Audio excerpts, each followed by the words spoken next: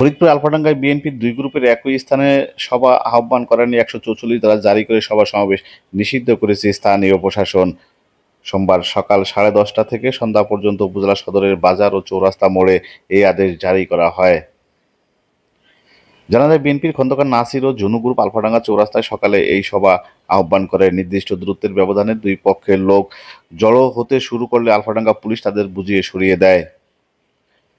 যে কোনো সময় সংঘাতের আশঙ্কায় আলফাডাঙ্গা উপজেলা সহকারী কমিশনার ভূমি ও নির্বাহী ম্যাজিস্ট্রেট দ্রুত ঘটনাস্থলে পৌঁছে বাজার ও সংলগ্ন এলাকায় ১৪৪ ধারা জারি করেন।